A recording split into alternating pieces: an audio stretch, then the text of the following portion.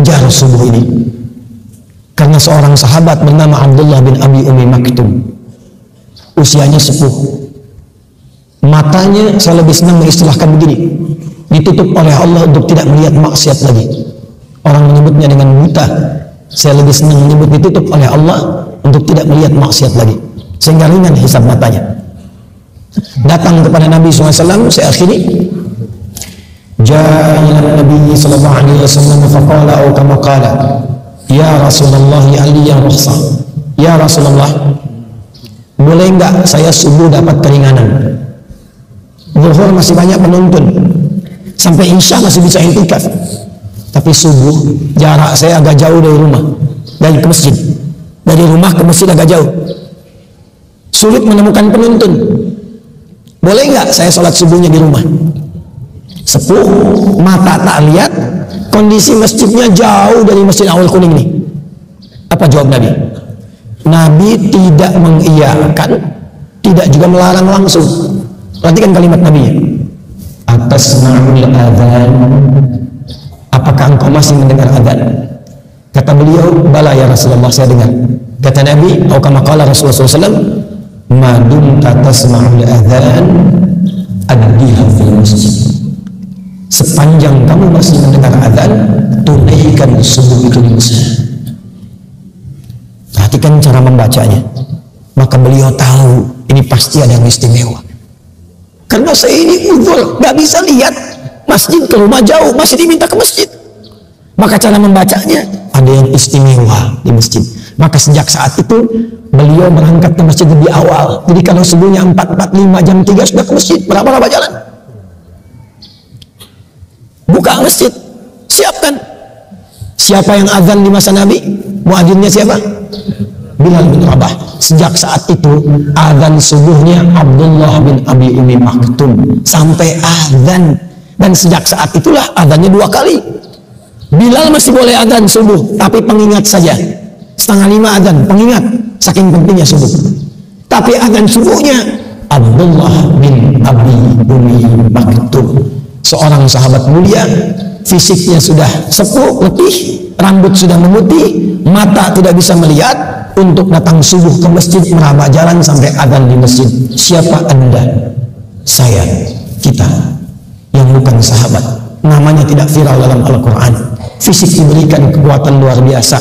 Masjid di mana-mana saya perhatikan kualitasnya bagus, tempatnya enak, nyaman, imamnya bagus-bagus, toanya sampai bahkan ke dalam mimpi kita. Dengan semua fasilitas itu masih belum mau kita menghadap kepada Allah dalam subuh ke masjid itu. Dengan cara apalagi Allah mesti mengampuni dosa-dosa kita.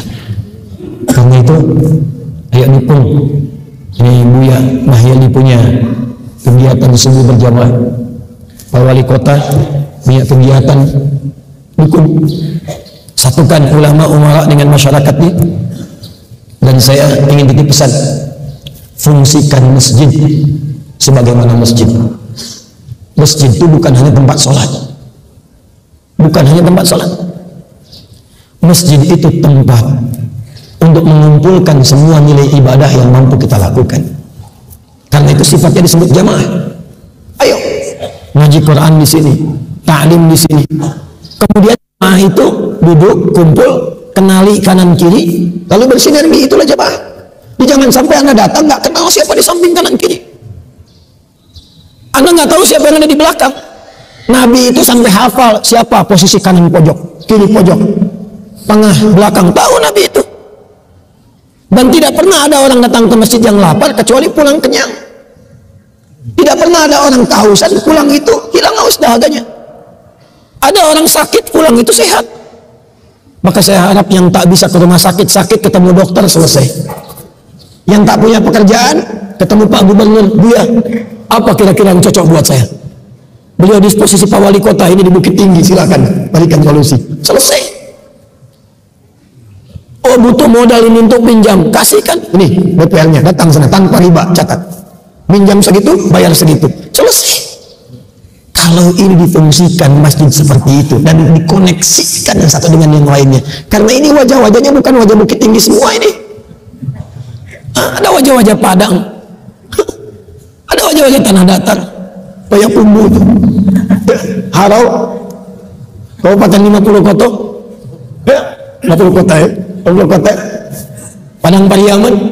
Kalau kita bisa kumpul seperti ini dan dikoneksikan masjidnya, kebijakan pemerintah disalurkan yang muslim lewat masjid, ya saling mengisi dengan yang lainnya, itu makmur. Iman ketika berkumpul dengan takwa, rumusnya berkah. Quran surah ke-7, saya akhiri ayat 96. Walau anna ahlal qura amanu wattaqu la fatahna 'alaihim barakatin minas samai wal. Kalau ada satu penduduk negeri mau beriman dan meningkatkan takwa kepada Allah, maka aku jamin, aku turunkan, aku buka semua pintu dan langit dan bumi untuk memberikan berkah kepada satu penduduk negeri itu. Semua kita mudah-mudahan diberkahi oleh Allah Subhanahu wa ta'ala.